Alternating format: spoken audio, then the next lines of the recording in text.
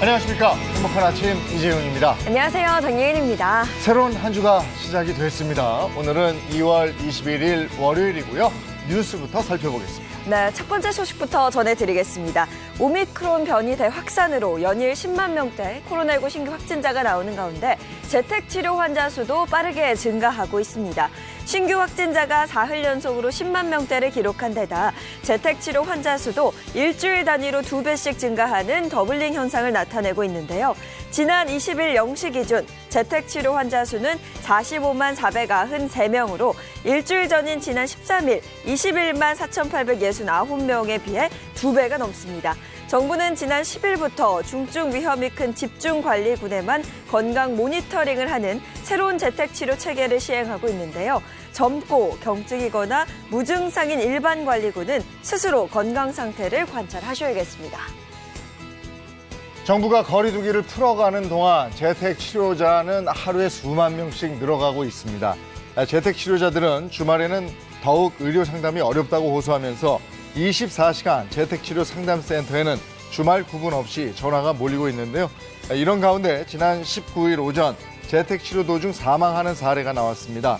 숨진 남성은 혼자 재택치료 중이었던 50대 확진자로 지난 17일에 확진 판정을 받고 가족을 별도 장소에 보낸 상황이었습니다.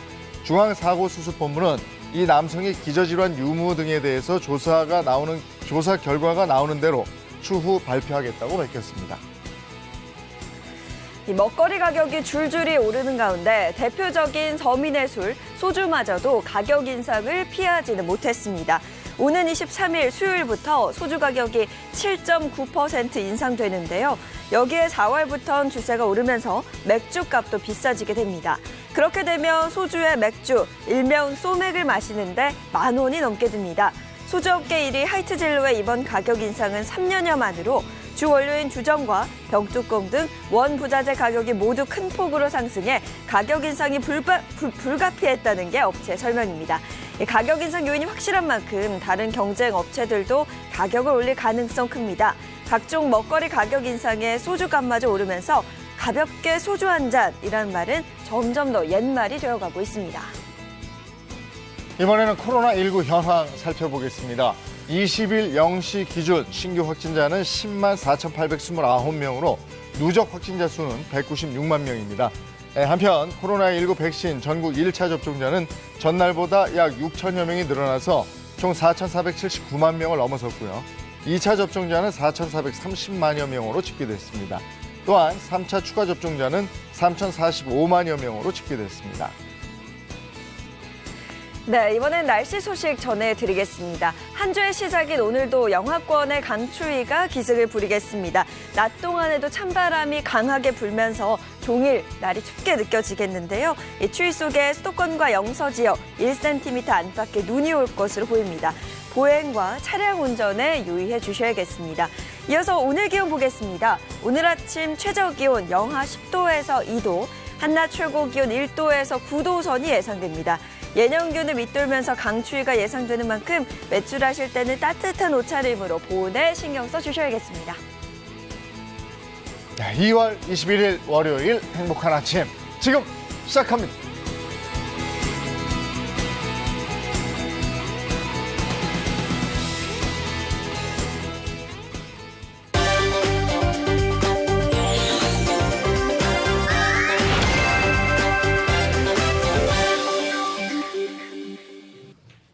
월요일 행복한 아침 함께 만들 분들입니다. 방송인 박수림 씨 그리고 이정수 씨 어서 오세요. 반갑습니다. 네, 반갑습니다. 또 그리고 오늘은 안건우 기자를 대신해서 박정서 기자가 함께합니다. 반갑습니다. 안녕하세요. 네, 안녕하세요. 채널A 박정서 기자입니다. 오늘은 안건우 기자님 개인 사정으로 제가 대신해서 나왔는데요.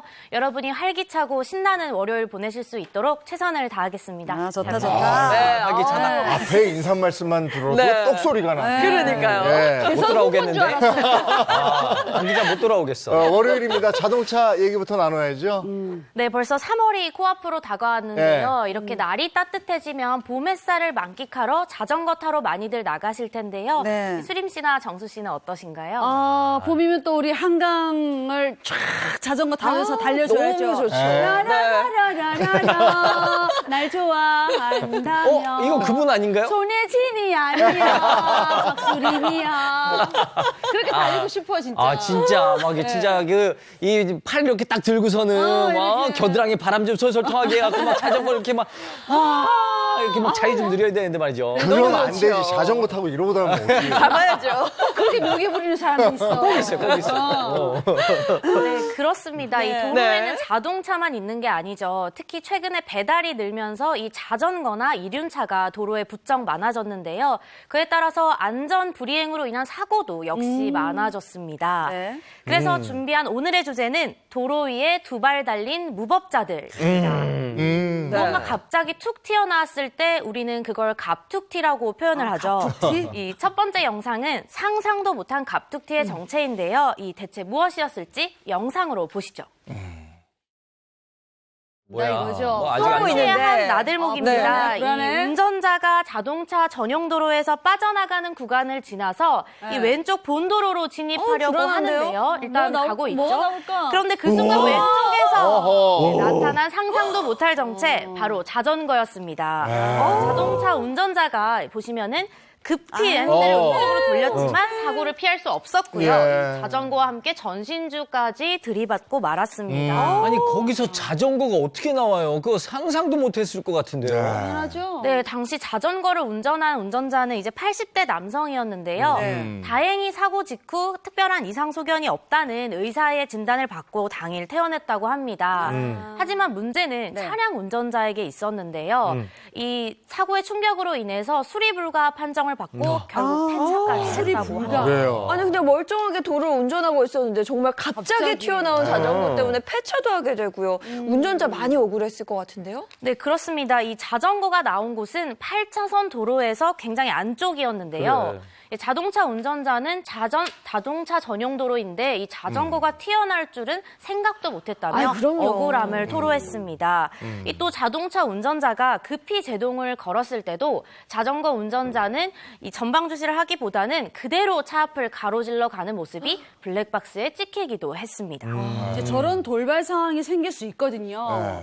그럴 때는 좀 속도를 줄여줘야 되는데 저 자동차 속도는 조금 빨랐던 것 같기도 한데 어느 정도였어요? 네, 이 진출입 연교로인 램프 구간의 제한 속도는 시속 40km였는데요. 이 사고 당시 자동차는 시속 50km 정도였다고 합니다. 넘었네요. 이 교통사고 분석 전문가는 만약에 제한 속도를 지켰다면 네. 자전거가 튀어나왔을 때 빵 하고 경적을 그럴 울리거나 수도 있겠네. 급하게 제동을 걸 수도 있었겠죠. 그렇다면은 사고가 이렇게 크게 일어나지 않았을 것이라고 지적했습니다. 우리도 운전하면서 알지만 극커브가 이어지는 램프 구간은요. 이쪽 상황이 안 보인단 말이에요. 맞아요. 이렇게 틀 때. 그래서 그럼요. 속도를 좀 더 줄여야 되겠고. 아유, 자전거 이제 봄 되면 점점 많아질 텐데. 맞아요. 자전거 타고 저렇게 막 도로에 막 나가시면 아 안 돼요. 위험하죠. 네. 알겠습니다. 다음은요? 네, 다음 영상은 보행인 듯 보행 아닌 듯 보행 같은 이거든요. 때문에 일어난 사고인데요. 이 마치 보행자처럼 당당하게 도로를 건네던 정체 무엇일까요? 영상으로 함께 보시죠. 보행인 듯 네, 보행 경남 아닌 하남의 한 도로입니다. 자전거를 탄 남성이 이제 신호등이 없는 횡단보도를 천천히 이제 간다. 건너기 이제 시작하는데요. 간다. 가는데 그런데 바로 오토바이 한 대가 대기 속도를 줄이지 못하고 아니, 오토바이는 자전거와 되게 빨리 그대로 부딪히고 말았습니다. 충격이 꽤 컸을 것 같은데. 와. 어떻게 운전자들은 괜찮나요? 다행히 두 사람 모두 무사했습니다. 하지만 또 다른 문제가 있었는데요. 경찰이 이 자전거 운전자를 가해자라고 판단하면서 자전거 운전자가 보험 혜택을 받지 못하게 한 겁니다. 그러니까 이게 신호등이 없는 횡단보도에서 정말 갑작스럽게 일어난 사고였는데요. 횡단보도를 건너는 자전거 운전자가 가해자로 지목이 된 상황이에요. 네, 그렇습니다. 이 자전거는 사실 도로교통법상 차로 규정이 되기 때문입니다. 따라서 자전거가 횡단보도를 건널 때는 반드시 내려서 끌고 내려서. 가야 돼요. 맞아요. 네. 하지만 자전거를 타고 횡단보도를 건넜기 때문에 이 경우에 차 대 차 사고로 인정이 된 거고요. 이 자전거를 탄 운전자에게 과실 70-80%의 책임을 물을 수 있다고 합니다. 그러니까 오토바이 대 보행자가 아니라 차 대 차였던 거예요. 그렇지. 그럼 만약에 자전거 운전자가 자전거를 끌고 횡단보도를 건너갔다. 그러면 결과는 좀 달라질 수 있었겠네요. 네, 그렇습니다. 그렇게 되면 차가 아닌 보행자로 분류되게 됩니다. 그렇죠. 그래서 교통사고 분석 전문가는 만약 이 사건이 보행자가 건너다 사고가 난 거라면 보행자 과실은 약 10% 정도로 볼 수 있다고 하는데요. 하지만 이제 자전거는 보행자보다 좀 빨리 피할 수가 없기 때문에 전체적으로 자전거 과실은 20-30%로 보고 있습니다. 예. 또 거기다 오토바이 가속 여부에 따라서 자전거 측의 과실은 더 낮아질 수도 있고요. 이 친환경 교통수단이잖아요. 자전거 이용하는 분들이 점점 많이 늘어나면서 맞아요. 저런 건 꼭 지켜야 되겠네요. 그리고 자녀분들께도 꼭 네. 알려주셔야 됩니다. 건널목에서는 자전거에서 내려서 끌고 가야죠. 가야 보행자인 거지. 이 건널목을 자전거 타고 하는 그냥 사람도 가면 많은데. 차를 타고 건널목을 건너가는 게 돼버리죠. 예? 그렇게 되네요. 네. 자, 다음은요. 네, 마지막 영상은 선 넘는 드라이브입니다. 이 정지선을 지키지 않고 선 넘은 운전을 하게 되면 큰 사고가 날 수 있다는 걸 볼 수 있는데요. 이 어떤 사고였는지 영상으로 함께 보시죠. 대전의 한 교차로입니다. 네. 오토바이가 정지선을 조금씩 넘어오는데요. 이 눈치 보면서 출발하려는 순간 신호위반으로 달려온 승용차와 충돌하고 말았습니다. 이 다른 각도에서 찍힌 영상을 곧 보게 될 건데요. 네. 그렇게 보시면 오토바이 운전자는 이제 오토바이에서 떨어지고 오토바이 또한 나중에 박살이 나게 되고 맙니다. 속도가 둘 다 너무 빨라서 충격이 너무 컸을 것 같아요. 다행히도 이 오토바이 차량 운전자와 차량 운전자는 뭐 생명에는 지장이 없는 상태지만 이 아무래도 사고의 충격이 크기 때문에 회복에 시간이 필요한 상황이라고 합니다. 네. 저희가 뭐 영상 봤습니다만 사고가 일어난 정확한 원인은 뭐래요? 네, 사실 이 사고는 어느 한 사람만의 잘못으로 일어난 건 아닙니다. 이 사거리 교차로에서 정지선을 넘어 조금이라도 짧게 대기하다가 빨리 출발하려고 했던 이 오토바이 운전자가 첫 번째 원인이고요. 두 번째는 이미 왼쪽에서 신호를 위반하고 빠르게 달려오던 이 차량 운전자가 두 번째 원인입니다. 이제 결국 속도를 줄이지 못한 차량이 오토바이를 측면에서 추돌하게 된 겁니다. 그런데 이 사건은 오토바이 운전자가 정지선을 지키지 않은 게 쟁점이 됐다고요? 네, 그렇습니다. 그래서 경찰은 자동차와 오토바이 모두 신호 위반으로 판단했습니다. 이 차량 운전자의 경우 정지선 5에서 10m 이전에 차량 신호가 이미 적색으로 바뀌었는데도 출발해 명백한 신호 위반이라는 점을 알 수가 있고요. 문제는 오토바이였습니다. 우선 오토바이가 정지선을 지나서 슬금슬금 나온 것부터 그 자체가 신호 위반이긴 하지만 만약에 주행하기 전에 딱 3초만 일시 정지했었더라면 신호 위반이 아니었다고 합니다. 하지만 이 경우 오토바이가 1초 미만으로 정차하고 바로 달렸기 때문에 신호 위반으로 판단되고요. 전문가들은 오토바이에 20%의 과실이 있다고 분석했습니다. 아니 정말 그 찰나의 순간이잖아요. 맞아. 정지선 안에서 한 3초만 기다렸다고 네. 이런 사고는 없었을 텐데 안타깝습니다. 정지선 내에서는 정차하고 그리고 신호가 들어왔어도 좌우를 한 번 더 맞아요. 살피고 살펴야 돼. 가는 이런 습관이 들어야 되는데 그리고 그 차 뒤에 있는 차들도요. 네. 신호 바뀌자마자 빵 그래. 맞아. 하나, 둘, 셋 하고 가려고 하는데 하나, 둘에서 빵! 맞아. 진짜 그래. 이러면 안 돼. 저 많이 그럼 진짜 차에서 당했어요. 내리고 싶다니까. 아, 왜 사람들이 그러는 거야? 왜 운전대만 잡으면 이렇게 급해지는 거고 신호 대기선 앞에서 왜 이렇게 마음이 급해지는지 네. 그걸 좀 차분하게 정리할 필요가 있다. 네. 이런 얘기 드리고 싶습니다. 네. 오늘 자동차 관련해서 준비한 건 여기까지고요. 네. 자, 이번에는 우리 주변에서 일어나는 사건, 사고를 법의 관점에서 풀어보도록 하겠습니다. 그 법이 알고 싶다.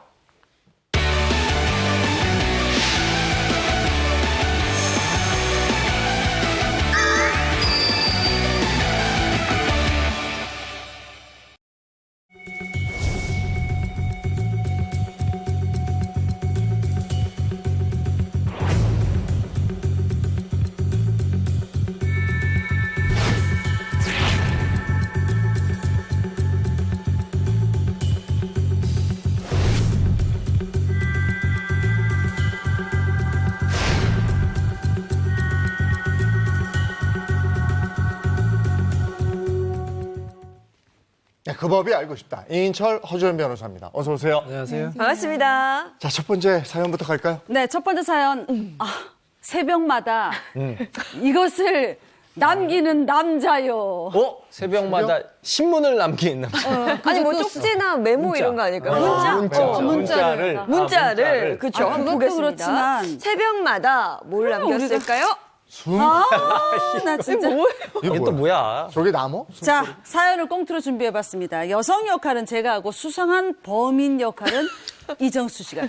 그 숨소리 남기는 여자, 남자 역할. 이 사연 실제 사건을 바탕으로 재구성했습니다. 사연 속으로 끄고!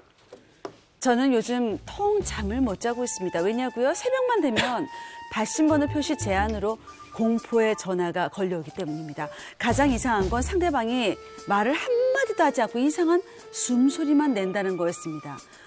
따르르르. 또 왔어. 따르르르. 여보세요? 또 당신이야? 당신 대체 누구야? 그래, 내가 다른 건 다 안 바랄게. 나한테 왜 그러는지 딱 한마디만 해줘. 딱 한마디만 해주면 내가 절대로 화 안 낼게. 정말 한마디 좀 하지. 너 진짜 잡히면 가만 안 둘 거야? 이런 일이 5개월이나 반복되자 결국 경찰이 수사에 나섰고 마침내 범인은 덜미를 잡혔습니다. 그런데 정체가 발각된 범인은 사과는커녕 황당한 주장을 하기 시작했습니다. 이봐, 당신이 새벽마다 숨소리 낸 그 남자야? 내가 당신 성희롱으로 신고할 거야. 아니 내가 새벽마다 전화한 건 내가 미안하게 됐수다. 근데 내가 성희롱이라니. 내가 말을 한마디도 안 했는데 그게 어째 성희롱이 된단 말이에요. 당신 전화로 이랬잖아. 이상한 숨소리 내고 그게 성희롱이지. 그러면 뭐야? 아니 내가 숨소리를 냈든 노래소리를 냈든 당신한테 아무런 성적 의도가 없었다니까? 그런데도 나를 성희롱으로 신고한다고? 어디 할 수 있으면 한번 해보시지. 어머, 전화할 때 한마디도 못하더니 저렇게 뻔뻔하게 말도 잘하네. 아유, 정말. 밤마다 숨소리를 내놓고 성희롱이 아니라는 남자. 저는 그 전화 때문에 몇 달을 공포에 시달렸는데 이 억울함을 어쩌죠? 누가 저 좀 도와주세요. 아, 이거 진짜 불쾌했을 것 아니, 같아요. 정말 그렇게 했을 나 것 이거 같은데. 너무 짜증나. 이거 정말 황당한 일인데. 싫었을 어떻게 된 것 겁니까? 네, 수개월간 피해자가 공포의 전화에 시달렸던 사건입니다. 수개월 이 동안. 놀랍게도 우리나라 중앙행정기관인 고용노동부에서 실제로 발생했던 사건이었습니다. 이 이상한 전화는 2019년 1월부터 시작이 됐고요. 새벽 시간에 발신번호 표시 제한으로 전화가 걸려오는데 막상 받으면 수화기 너머로 아무 말 없이 숨소리만 들렸다고 합니다. 이 상대에게 전화하지 말라고 호소를 해도 아무 소용이 없었고요. 그렇게 2020년 7월까지 총 5명의 여직원이 같은 피해를 보았습니다. 아니 피해자가 5명이나 됐다는 거예요? 네. 아니 왜 새벽마다 얼마나 싫고 막 불쾌했을까요? 그렇습니다. 이 피해자 중에 한 직원은 5달 동안 무려 16번이나 이런 숨소리 전화를 받았다고 합니다. 결국 경찰이 수사에 나섰고 범인의 정체가 드러났는데요. 그는 놀랍게도 같은 조직에서 일하는 동료 남자 직원 A씨였습니다. 이 피해자들과 아주 가까운 사이였던 거죠. 옆에서 같이 일하는 동료 직원이 그렇게 밤마다 이랬던 거예요? 웬일이야? 왜 그랬을까요? 네, 피해자들에게 왜 그런 행위를 했냐고 A씨에게 물어보자 다소 황당한 답변들을 늘어놨습니다. 이 처음엔 여자친구에게 전화를 걸려다가 이름을 잘못 검색해서 실수로 걸었다고 혐의를 거짓말. 부인했다가 그 후 피해자에게 호감이 있어 마음에 든다는 말을 하려고 전화를 걸었다가 말을 하지 못했다고 이 횡설수설하는 모습을 보였습니다. 또한 A씨는 잘못을 깊이 반성한다고 하면서도 자신은 성적 의도가 없었던 만큼 성희롱이 아니다라고 주장했습니다. 아니 처음에는 전화를 실수해서 걸었다고 해놓고서는 다음번에 뭐 호감이 있다 그러고 이렇게 말이 자꾸 바뀌는데 이런 행위를 명확하게 설명을 못하는 것 같아요. 이게 왜 성희롱이 아니야? 그러니까. 이런 거는 성희롱이죠. 사람 얼마나 불쾌한데. 그쵸. 자, 그래서 문제는 네. 밤마다 이 숨소리를 이상하게 이렇게 이 남자 이게 과연 성희롱이 맞냐? 그랬던 거죠. 그렇죠. 이 사건 징계위원회 회부가 됐고요. 네. 성희롱인지 판단하는 별도의 자문위원회까지 열렸다고 합니다. 결론부터 말씀드리자면요. 이 자문위원 6명 중에 5명이 성희롱이 맞다 이렇게 판단을 했다는 거예요. 일단 피해자, 가해자 같은 부서에 근무하고 있는 데다가 이 전화를 통해서 가해자의 숨소리를 계속해서 들었을 피해자가 굉장히 어떤 성적 수치심이나 공포심, 불안감 이런 걸 느꼈을 것이다. 충분하다 이렇게 판단을 한 거죠. 아니 뭐라고 말을 했으면 맞아. 뭐 말도 안 되는 소리가 이랬을 텐데 막 숨소리만 들리면 그 공포감이라 해야 되나요? 불안감이 더 컸을 것 같아요. 근데 어쨌든 이런 행위는 성희롱이다 이렇게 판단을 했고 그런데 그 뒤에 A 씨에 대한 네. 처분 이게 또 문제가 됐다면서요. 네, 맞습니다. 이 자문위원회 다수가 성희롱으로 인정했음에도 불구하고 고용노동부는 A씨에 대해서 경징계에 해당하는 감봉 3개월을 내렸습니다. 이 고용부 측 설명은 이 성희롱 판단을 반영해서 나름 최고 수준의 처벌을 내렸다는 건데요. 이 사실이 뒤늦게 알려지면서 솜방망이 처벌이 아니냐는 지적이 나오기도 했습니다. 하지만 이미 감봉 처분은 확정이 됐고요. 또한 A씨는 오히려 감봉 3개월 징계가 가혹한 처분이었다라고 말했다고 합니다. 아니 2년 동안 5명에게 상습적으로서 추행을 했는데 3개월 감봉이 이거 너무 약한 거 아닙니까? 약하죠. 이런 장난 전화 당해보지 않은 사람 몰라요. 저 같은 경우에 당해봤는데 그래요? 매주 주말만 되면 꼭 전화를 해요. 전화해서 아무 말도 안 합니다. 여자인지 남자인지 몰라요. 그래서 차단을 하잖아요. 그럼 다른 번호로 또 해요. 이게 수십 통씩 몇 달 동안 하는 거예요. 그래서 제가 이제 나중에 경찰에 신고한다고 하니까 그때 안 하더라고요. 정말 이게 고통이 심하거든요. 자, 그래서 이제 이 사람이 공무원일 경우에는 당연히 징계 처분이 되는데 네. 최고 해임까지도 가능한데 이 감봉이라는 것은 어떻게 보면 가장 약한 단계거든요. 그래서 아마 그 좀 고의성이 없고 뭐 이렇게 중하지 않다 이렇게 판단한 것 같은데 아까 제가 말씀하신 대로 그 피해자의 고통을 생각하면 좀 중한 처분이 내려질 것으로 생각이 됩니다. 네. 아마 누리꾼들의 반응도 우리가 크게 다르진 않았을 것 같은데 뭐라고 하던가요? 네, 누리꾼들도 대체로 황당하다는 반응이었습니다. 이 전화를 걸었으면 말을 하세요. 전화기가 인공호흡기입니까? 성적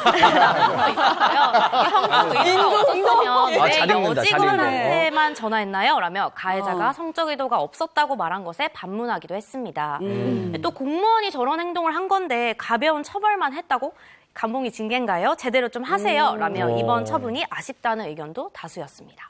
고용노동부는 직장 내 그 성관계 뭐 관련 문제가 발생하면 이를 제일 먼저 관리해주고 감독하는 그런 기관이잖아요. 그런 데서 좀 안일하게 대처하면 안 될 것 같은데 꼼꼼하게 잘 했었어야 될 것 같아요. 그래요. 지금 이걸 봐도 네. 회사의 징계 처분이 좀 아쉽다 이런 얘기들이 많은데 네. 그러면 이걸 법으로 가져가면 법에서는 어떻게 판단했을까요? 이게 말로 하는 성희롱 같은 경우에는 직장 내에서 하게 되면 남녀 고용평등법에 따라서 아예 금지된 행위임은 당연하고요. 뭐 예방 조치라든가 사고 발생 시 대처가 미흡했다 그런 경우에 사업자가 이 과태료를 부과받을 수도 있습니다. 그런데 이 가해자 같은 경우에 형법상 이 말로 하는 성희롱을 처벌하는 규정이 없어요. 그래서 형사처벌 대상은 아니고 이 직장 내에서 징계 같은 그런 불이익한 처분을 받는 것에서 그치는 경우가 이제 대부분이죠. 많죠. 그래서 근데 이제 지금 이 사건에서 문제가 되는 것은 가해자가 퇴근 후에 피해자한테 전화를 걸어서 네. 이상한 숨소리를 내면서 뭔가 불쾌감, 성적 수치심 이런 걸 줬다는 게 지금 핵심인 거잖아요. 이거는 통신매체 이용 음란죄 성립을 검토를 해볼 수가 있겠죠. 이 통신매체를 이용해서 이 음향이나 부호나 문헌을 전송을 해서 피해자에게 어떤 성적 수치심을 느끼게 하면은 통신매체 이용 음란죄가 성립을 하게 됩니다. 근데 아까 어떤 정확한 말을 안 했는데 이게 왜 성희롱이냐 이런 얘기가 나왔었는데요. 통신매체 이용 음란죄는요. 말을 뭐 정확하게 하지 않는다고 하더라도 음향만 전송하는 것으로 성립을 할 수가 있어요. 실제로 어떤 사건이 있었냐면 일면식도 없는 여고생한테 한 달에 10번 넘게 전화를 해서 이 신음소리를 낸 30대 남성이 형사 입건됐던 그런 사례가 있거든요. 그래서 이렇게 음란한 전화하시게 되면요. 정보통신망법상 통신매체 이용 음란죄가 성립을 하게 되고요. 1년 이하의 징역이나 1,000만 원 이하의 벌금형에 처해질 수 있습니다. 아니 근데 이번 사건 같은 경우는 이 회사랑도 관련이 있잖아요. 직장 내 성희롱으로 그 회사에도 법적 책임을 물을 수 있어요? 이제 두 가지로 나눠서 봐야 되는데 만약에 직원이 업무 시간 내에 업무와 관련해서 고객에 이런 행동을 했다고 사용자 책임이라고 해서 민사상 불법행위 책임을 물을 수가 있어요. 근데 예를 들어서 그 직원이 퇴근해서 집에서 여자친구에게 이렇게 했다. 그럼 업무 관련성이 없기 때문에 그 사람에게 책임을 묻기는 어렵고요. 또 이럴 수가 있어요. 가해자가 만약에 미성년자였다. 그럴 경우에 피해자는 미성년자의 관리 책임을 다하지 못한 부모에게 손해배상을 청구할 수도 있습니다. 네. 아니 그런데 이렇게 심야에 기분 나쁜 숨소리를 내는 이런 전화가 다수의 여대생에게 걸려온 적이 있었다면서요? 네, 그렇습니다. 지난해 6월 충남 소재 한 대학교에서도 비슷한 피해를 입은 여학생들이 있었습니다. 이 피해 학생이 무려 100여 명에 달했다고 이야. 하는데요. 가해자는 주로 자정부터 새벽 3시까지만 연락을 했고 이 전화를 해서는 말없이 숨만 쉬거나 알아듣지 못할 말들을 이렇게 읊조렸다고 합니다. 피해 학생들은 범인이 이름과 학과, 내 전화번호까지 알고 있으니 혹시 주소까지 알고 있는 거 아니냐면서 불안감을 호소하기도 했습니다. 100명의 여대생의 피해를 볼 정도면, 그러니까 이 범인이 교묘하게 피해간 거야. 뭔가 한마디 안녕 이렇게 해버리면 잡힐 거 아니에요. 그러니까 그 피해가는 법을 알았던 거예요. 숨소리만 낸 거예요. 그러면은 이게 알아듣지 못할 말로 중얼거리거나 횡설수설 이렇게 랄랄랄라 이렇게 하면은 이거 괜찮은 건가 이거?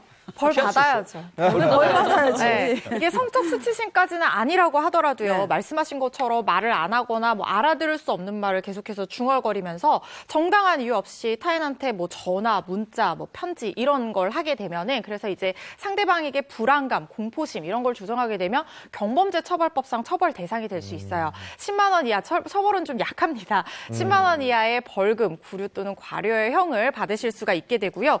그리고 또 하나 있습니다. 우리 이 행복한 아침 시간에서도 많이 다룬 내용인데요. 네. 스토킹 처벌법 작년부터 시행됐잖아요. 네. 스토킹 행위 예를 들면은 상대방의 의사에 반해서 또 지속적, 반복적으로 접근하거나 전화하거나 계속해서 괴롭히는 이런 행위들 하게 되면은 스토킹 행위에 해당하고 스토킹 처벌법상 처벌 대상이 될 수 있습니다. 그런데 우리가 항상 이 처벌 대상이 되는 걸 중요한데요. 나중에 이제 형사 문제로 비화가 됐을 때 제일 중요한 거 항상 뭐였죠? 증거잖아요. 이 전화 오는 거 무섭다고 다 기록 지워버리고 맞아. 녹음 안 하고 맞아. 이러면은 나중에 입증이 안 돼요. 그래서 피해 사실 입증하기 위해서 전화 왔을 때 통화 녹음 꼭 해놓으시고요. 혹시 통화 녹음 못 하셨다고 해도 이 수신 기록들이 있잖아요. 계속해서 연락이 왔었다는 거. 이 정도 자료는 좀 확보를 하시고 지우지 마시고 보존하셔야 돼요. 가끔 핸드폰 초기화해가지고 그렇지. 이거 사설 맞아. 포렌식 해달라고 맞아. 찾아오시는 그런 의뢰인분들 계신데 이게 잘 복구가 안 되거든요. 그래서 싫어서 다 지웠어요 하지 마시고 무조건 증거 남겨놓으셔야 되고요. 그리고 또 한 가지 발신자 표시 제한으로 전화 거는 거 그런 경우 있거든요. 이런 거 수사하면요 다 누가 걸었는지 나중에 다 확인을 할 수가 있습니다. 그러니까 우리 피해자분들 이거 죄 안 될 것 같은데 위축되지 마시고요. 일단 증거 확보하시고 도움 받으실 수 있는 길이 있다는 것 명심해 주셨으면 좋겠습니다. 네, 이뿐만이 아니라 기억하셔야 될 부분이요. 그 SNS 단체 채팅방 요즘 많잖아요. 거기에 참여하지 않은 다른 사람을 성적으로 비하해도 이게 성희롱이 된다고 합니다. 단톡방에서 다른 사람을 비하하거나 네. 뒷담화하거나 심지어 안 되죠. 성희롱하는 경우도 있거든요. 예전에 이런 사건이 있었어요. 이제 한 대학교에서 남학생들이 단톡방을 만들었는데 거기에 어떤 여학생이 되고 뭐 몸매 평가하고 얼굴 평가하고 막 이렇게 성희롱하는 경우가 있었거든요. 네네. 그 학생이 정학 처분을 받은 경우가 있었어요. 자, 그래서 이렇게 단톡방에서 다른 사람을 명예훼손하거나 모욕한 사람을 상대로 형사 고소할 수도 있고 민사 소송할 수도 있는데 여기서 주의점이 있습니다. 대부분의 사람은 거기에 참여를 하는데 네. 가만히 있는 사람도 있고요. 그렇죠. 그다음에 막 뭐 잘한다 이렇게 막 해주시고. 말대꾸하는 사람도 있고 어떤 사람은 막 크크크 하는 경우도 있어요. 네네. 이런 경우에 조심하셔야 됩니다. 그렇게 참여한 사람도 모두 공범이 될 수가 있어요. 이 범행을 방조했다고 볼 수가 있기 때문에 그러네. 만약에 여러분이 그런 단톡방에 만약에 포함이 됐다면 그런 행동을 제지하시거나 아니면 빨리 나가기를 하시면 되겠습니다. 요즘 가끔 이런 얘기 하죠. 아, 예전에 안 그랬는데 요즘 성희롱이 왜 이렇게 늘어나? 이게 늘어났다기보다는요. 이제 피해자들이 신고를 하기 시작합니다. 네. 그래서 이게 사회적인 문제가 돼가는 건데 이렇게 이제 피해자들이 가만히 있지 않습니까? 그럼요. 네. 아, 이게 무슨 비겁한 짓입니까? 자, 다음 가죠. 자, 두 번째 사연은요. 아내가 이 사람과 눈 맞았어요. 또 눈 맞았어. 누가 또 맞았어? 또 눈 맞은 그쵸. 얘기예요. 또 뭘까요? 뭐 훈남. 생각지도 못했던 훈남, 그 사람. 훈남일까요? 훈남이어도 안 옆집 사람, 되는데. 미남과. 옆집 아저씨. 보겠습니다. 아내가 육촌 동생이요? 자, 이 사연도 꽁트로 준비했습니다. 아내 역할은 제가 하고 남편 역할은 이재용 님이 하시고 육촌 동생 역할은 이정수 씨가 하면 되겠습니다. 그렇군요. 자, 이 사연 온라인에 게시된 사연을 바탕으로 재구성했습니다. 사연 속으로 끄고!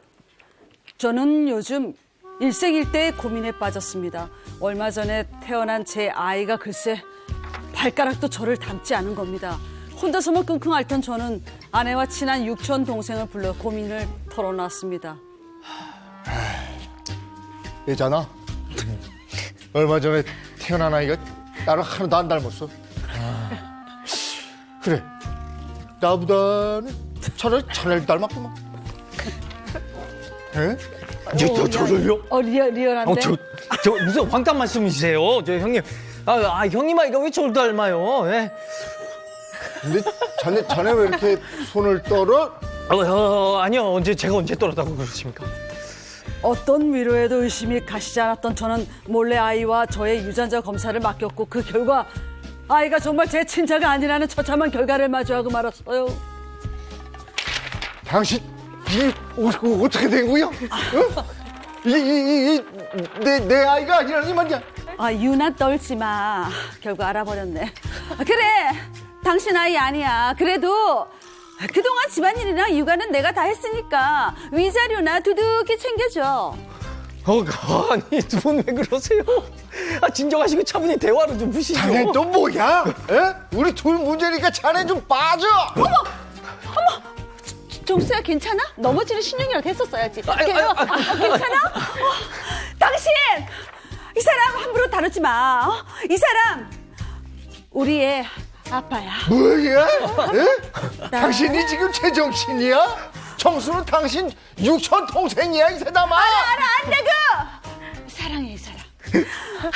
아내가 바람이 난 것도 황당한데 그 상대가 아내의 육촌 동생이라니 전 정말 하늘이 무너지는 것 같았습니다. 아내와 아이 모두 집에서 내쫓고 싶은 심정이에요. 이를 어쩌면 좋아요. 어떻게 이런 일이 진짜 있어요? 이거 진짜. 근데 이게 사랑과 전쟁이야. 그러니까 오히려 당당하죠. 그렇죠. 이거 어떻게 된 일입니까? 네, 최근 온라인 커뮤니티를 뜨겁게 달궈놓은 글입니다. 그런데 놀랍게도 글을 올린 사람은 이 사연의 주인공인 아내라고 주장하는 사람이었습니다. 이 아내는 하룻밤 실수로 인해 친척 동생과 불륜을 저질렀는데 이로 인해 남편과 이혼하게 될 것 같다며 누리꾼들에게 조언을 구한 겁니다. 어떻게 실수로 그것도 육촌 친척 동생과 불륜을 저지를 수 있어요? 이거는 실수가 아니죠. 그럼요. 네, 아내 주장은 이랬습니다. 자신의 남편은 선원이고 보통 출항하면 2달 정도 집을 아이고, 비웠다고 하는데요. 또 지난해 코로나 때문에 남편이 항구에 묶여 있으면서 한 3달 동안 집에 들어오지 못했다고 합니다. 이제 퇴직한 뒤 집에서만 지내는 아내는 남편이 오기로 한 날짜가 미뤄지자 외로워서 친척인 육촌 동생을 불렀는데요. 집에서 술을 마시다 그만 실수를 저지르게 됐던 겁니다. 이거를 실수라고 표현하는 걸 보면 이게 막 사랑하고 애정이 있어서 그런 건 아니었다는 얘기로 들리죠. 네, 맞습니다. 아내는 육촌 동생과 연애 감정은 전혀 없었고 딱 하룻밤 실수였다라고 강조했는데요. 이제 남편이 돌아오자 반갑기도 하고 불안한 마음에 부부관계를 재촉해서 가졌고 그 후 임신을 해서 올해 2월 아이를 출산했습니다. 그런데 이제 기쁨도 잠시 다시 출항한 후 한동안 연락이 되지 않던 남편이 문자로 친자 검사 불일치 결과지를 보내왔고요. 웬일이야. 자신이 한국에 다시 들어오기 전에 아내와 아이 모두 집을 비우고 나가라라고 통보했다고 알려왔습니다. 그럼 뭐 결국 어떤 이유인지 모르겠지만 남편이 아내 몰래 친자 검사를 신청했고 결국 자신이 아이가 아니라는 걸 알게 된 거네요. 근데 남편도 뭔가 자신의 아이가 아닐 것 같다는 그런 의심이 들었었나 봐요. 그러니까. 아내는 내심 남편의 아이가 아닐까 싶었잖아. 그 시기가 좀 비슷했으니까. 그런데 이게 불일치라는 걸 딱 보고는 희망이 사라진 거 아니에요. 남편은 뭐 화해하거나 용서할 의사가 전혀 없는 거죠. 네, 그렇습니다. 남편은 아내에게 보내던 월급과 생활비도 일체 끊어버리고 아무런 연락을 받지 않았습니다. 아내가 화해하자는 제스처를 취해도 대화를 하려는 노력조차 없었다고 합니다. 그런 상황에서 남편이 9월에 다시 한국에 돌아올 상황이 되자 이 글을 올리신 아내분이 노심초사한 상황이 된 것이죠. 네, 뭐 혼외자를 낳은 증거도 나왔겠다. 사실 아내는 아무런 변명의 여지가 없거든요. 근데 이 아내의 태도가 또 굉장히 당당했어요. 제가 요즘에 정치하는 거 보고 정치와 이혼 재판은 참 비슷하다고 생각이 들어요. A 후보가 B 후보를 공격하면은 B 후보가 A 후보 다른 또 잘못을 공격을 하잖아요. 소위 말하는 물타기를 하잖아요. 네. 이혼 재판도 마찬가지예요. 이렇게 기러기 부부 선언분들이 많이 이제 상담 오시는데 뭐 이렇게 자신이 정말로 열심히 일을 해서 아내에게 돈을 보내주면 아내는 맨날 그 돈으로 놀러 다니고 바람 피고 너무 억울하다고 하면 하면 아내가 뭐라고 하느냐. 제가 몇 달 동안 얼마나 외로운지 아십니까? 남편이 가정을 방치해서 이렇게 막 물타게 하는 경우가 있거든요. 이 사건 같은 경우도 마찬가지예요. 아내가 남편을 상대로 위자료를 청구할 수 있는지 또 남편이 월 800만 원 이상 버는데 양육비를 얼마를 받을 수 있는지 문의하였다고 합니다. 아니 불륜을 저질러서 이혼을 하게 됐는데 이 상황에 위자료를 얼마나 받을 수 있냐고 이렇게 묻는다는 게 이미 화해는 물 건너 갔잖아요. 네. 그러니까 내가 챙길 수 있는 몫이나 좀 챙기자. 이런 마음을 가졌던 것 같아요. 그럼 뭐 하나하나 따져보자고요. 그러니까 아내가 그 집안일, 출산 이런 걸 혼자서 다 했다. 네. 뭐 이렇게 나오면은 위자료를 더 받을 수 있는 겁니다. 근데 뭐 이 사건 같은 경우에는 아내가 혼외자까지 출생했기 네. 때문에 혼인 파트너의 주된 책임이 있다 이렇게 판단낼 수 있는데 문제는 위자료가 많이 나오지 않는다는 겁니다. 그래서 위자료가 뭐 1,000에서 2,000 정도 나올 것 같고요.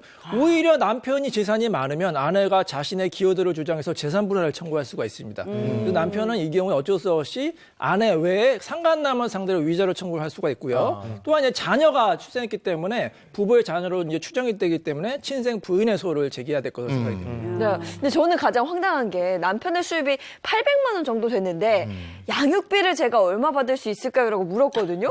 근데 남편의 아이가 아닌데 양육비를 받을 수가 있는 거 이거 말이 안 되지 않아요? 맞네. 말이 안 되죠. 이거 진짜 양육비 달라고 할 수 있겠어요? 이거 진짜 달라고 하면 정말 양심에 털난 거죠. 이게 법적인 문제를 따라서 도의적으로 그러시면 안 됩니다. 이게 일단 친아버지가 아니잖아요. 네. 생물학적으로. 네. 거기다가 지금 아까 이 변호사님 말씀하신 친생 부인의 소를 제기한 이 절차를 밟게 되면 법률상 친자관계도 깨져요. 그러면 법률상 아버지도 아니고 친부도 아닌 이 남편에게 그쵸. 양육비를 달라고 청구를 할 수는 없죠. 남편이 맞네요. 아무리 돈을 많이 번다고 하더라도. 그러면 진짜 아버지, 육촌 동생에게 양육비를 청구할 수 있느냐. 이 아이 양육을 해야 될 거 아니에요. 네, 태어났으니까. 네. 이거 생각하실 수 있을 텐데요. 일단 일반적인 혼외자 같은 경우에 우리 법원에서는 뭐 사실혼 관계나 일시적 정교 관계를 가지고 양육비를 청구할 수는 없고 법률상 친자 관계 있어야 된다고 보고 있어요. 그래서 일단은 이 생부나 생모가 인지를 해서 자발적으로 인지하는 거 우리 임의인지라고 하거든요. 그래서 법률상 친생자가 되면은 양육비를 청구를 할 수가 있는데 이거 임의인지 안 하는 경우 많거든요. 그러면 인지 청구의 소를 제기를 하셔야 돼요. 이게 뭐냐면 말씀드린 것처럼 이제 생부가 이 인지를 임의로 하지 않을 경우에 법원에 친생자로 인정해 주세요. 이렇게 인지 청구를 하는 소가 인지 청구의 소인데 실무상 이 보통은 인지 청구를 하면서 양육비라든가 양육자 지정 청구 같은 것들을 같이 하게 돼요. 그래서 인지가 되고 이제 양육비에 대해서 얘기를 하게 되는 건데 이 사안 같은 경우에는 사실 생부와 생모가 이 근친 관계잖아요. 육촌 관계라서 좀 애매하기도 하고 그렇지만 이 아이와 생부의 관계를 봤을 때는 부모의 관계를 떠나서 일단은 생물학적인 진짜 친아버지잖아요. 그리고 법률상 우리가 금지된 근친혼이라고 하더라도 예외적으로 이 아이의 복리를 위해서라고 하면 이걸 인정해주는 예외 규정이 있거든요. 이런 것들 종합적으로 해석을 해봤을 때 넓게 보면 당연히 생부로서 아이에게 양육비 지급에 대한 의무 이행을 하셔야 될 것 같습니다. 그런데 왠지 이 사연의 아내는 여기서 끝나지 않을 것 같아요. 뭔가 또 다른 질문을 또 했을 것 같은 그럴 것 느낌이 같아, 든단 그쵸? 말이죠. 네, 어떻게 눈치채셨나요? 맞습니다. 이 아내의 황당한 질문은 여기서 끝이 아니었습니다. 네. 앞서 남편이 돌아오기 전에 아내와 아이 모두 짐을 싸서 나가라라는 문자를 보냈었잖아요. 이제 여기에 대해 아직 돌도 지나지 않는 아기와 자기를 내보내려 한다며 남편을 협박죄나 아동학대죄로 고소할 수 있는지를 물었습니다. 이어서 남편이 아내에게 아무런 언급도 없이 이 친자 확인 검사를 진행했는데 이 부분이 이혼 소송 시에 본인이 유리하게 이끌고 갈 수 있는지도 물어봤습니다. 야, 진짜 대단하네요. 아내의 주장대로라면 남편이 집을 나가라 문자를 보냈던 게 이제 아동 학대와 이제 협박이다 이렇게 되는 건데 이게 되나요? 아니 여러분이 남편이라고 생각해 보세요. 몇 달 만에 집에 왔는데 고생해서 집에 왔는데 아내가 육촌이랑 바람나서 아이가 출생했다. 가만히 있으면 성인군자죠. 당연히 화가 나니까 나쁜 말도 나오고 뭐 집을 나가라 이런 말이 나올 수 있잖아요. 그 자체만 가지고 협박죄로 좀 의율하기 좀 무리가 있고요. 또 아동학대죄라는 것은 아예 방치하거나 어떤 폭행 협박이 있어야 되는데 그런 게 없으면 아동학대 때도 성립되기 어려울 것으로 보입니다. 그 남편이 아이와 친자 확인 검사 결과지를 아내한테 보냈잖아요. 근데 아내의 동의도 없이 몰래 했단 말이에요? 이거 나중에 그 법적으로 좀 따질 수도 있을 것 같은데요? 그렇지는 않을 것 같아요. 일단 이 배우자의 유전자, 아내의 유전자를 검사하고 싶다면 당연히 유전자의 주인인 아내의 동의를 받아야 되겠죠. 그런데 지금 이 사례 같은 경우에는 아빠가 일단 법률상 친자인 자기 아들과 이 친자 관계를 확인하기 위해서 이 유전자 검사를 한 거잖아요. 그럼 아이에 대해서는 법정 대리인이고 본인은 본인 유전자니까 이런 경우까지 배우자의 동의를 꼭 받아야 될 것 같지는 않습니다. 근데 이 결과를 증거로 활용을 하고 싶다고 하면 이제 공신력 있는 업체에서 유전자 검사 받은 그 결과지를 법정에 증거로 제출을 해야지 증거로 인정을 받을 수 있을 것이다. 이런 생각이 드네요. 네. 어쨌든 이게 지금 보면 전체적인 상황이 아내한테 유리하게 돌아가지 않을 것 같아요. 네. 그죠? 그리고 또 하나가 육촌 동생하고의 관계에서 아이를 낳았잖아요. 이 부분은 아니겠어요? 그럼요. 육촌이면 사실 혼인도 할 수 없는 친척이죠. 8촌 이내는 안 되니까. 그렇죠? 안 되는 상황인 것 같은데요. 어때요? 어때요? 네, 그렇습니다. 이 현행 민법 제809조 제1항은 8촌 이내 혈족 사이의 결혼을 근친혼으로 보고 금지하고 있습니다. 이 범위 내에서는 결혼해서 혼인신고를 하더라도 무효가 됩니다. 그렇다 보니 사연 속 아내의 경우도 이 육촌 동생과 맺은 관계는 근친에 해당한다고 볼 수 있습니다. 그러면 남편이랑 이혼을 하고 이 육촌 동생이랑 재결합할 수도 없는 거네요? 예전에 이런 사건이 있었잖아요. 아내와 사별하고 처제와 가까워져서 처제와 형부가 결혼하고 싶다. 근데 원칙적으로는 안 되거든요. 자, 이렇게 근친간에는 혼인이 금지되고 취소가 될 수가 있는데 단 한 가지 예외가 있습니다. 만약에 그 사람들 사이에 자녀가 생겼다. 임신을 출산했다 할 경우에는 혼인을 취소할 수가 없어요. 왜냐하면 아이를 보호해야 되기 때문에 그 경우에는 혼인을 이유로 인정하고 있습니다. 네. 그 외도한 유책 배우자가 그 아내잖아요. 그 아내가 되려 뻔뻔하게 이혼하자고 이렇게 나올 때 그냥 대응하지 않고 가만히 있어도 안 된다는 얘기 들었어요. 그럼요. 그럴 때는 적극적으로 대응을 하셔야 됩니다. 외도 발각되면 막 싹싹 빌고 미안하다 하는 배우자도 있지만 네. 오히려 뻔뻔하게 이미 끝난 사이니까 이혼하자 그렇죠. 하면서 소장을 먼저 보내는 경우도 있어요. 근데 상대방이 정말로 이제 말만 하는 게 아니라 먼저 이혼 소송을 시작해서 소장이 날아왔다. 이런 경우에 대응하지 않으시면 안 되고요. 이거 꼼꼼히 확인하시고 한 달, 30일 안에 답변서를 제출을 하셔야 됩니다. 일단 아무런 대응도 하지 않는다고 하면 법원에서는 뭐라고 생각하냐면 법원에서야 어차피 아내든 남편이든 뭐가 진실인지 심리를 열어보지 않으면 알 수가 없는 거잖아요. 피고가 대응을 하지 않으면요. 뭐라고 생각하냐면 원고 주장을 피고가 다 받아들이고 인정하는구나 이렇게 생각을 할 수 있어요. 그러면 무변론 승소 판결이라는 걸 내리게 될 수 있습니다. 근데 아까 이 변호사님도 말씀하셨지만 우리 이혼 소송 하다 보면요. 서로 진짜 이쪽에 가면은 뭐 시어머니 말이 맞고 이쪽에 가면 며느리 말이 며느리 맞다 맞고, 하잖아요. 맞아. 다 할 말은 있거든요. 근데 상대방이 또 때로는 진짜 더 부풀려가지고 막 이렇게 소장에 적어서 올 때도 있어요. 그럼 거짓말하는 경우도 있을 수 있잖아요. 근데 대응하지 않으면 진짜 최악의 경우 어떻게 되냐면 배우자가 바람을 폈는데 그 사람한테 이혼도 당하고 재산 분할해주고 위자료까지 주고 아이까지 최악이네요. 뺏기는 진짜 이런 경우 올 수도 있어요. 대응해야겠네요. 그렇죠. 그래서 일단 이혼을 원하든 원하지 않든 소장을 받으셨다고 하면 내용 꼼꼼히 확인하시고요. 반드시 적극적으로 대응하시기 바랍니다. 그래야겠네. 네, 알겠습니다. 지금까지 우리 주변에서 일어나는 사건, 사고를 법의 관점에서 풀어봤습니다. 고맙습니다. 고맙습니다. 공무원이요, 공무원. 공무원 되기가 얼마나 힘든가 자네들 알아 몰라. Loneliness it stings. Why is life this way? Emptiness surrounds me every day. Is there a reason to move on? Hope for a new day. 네, 살면서 겪게 되는 모든 고민을 속 시원하게 해결해 드리겠습니다. 인생 Q&A 이호선의 용한 상담소입니다.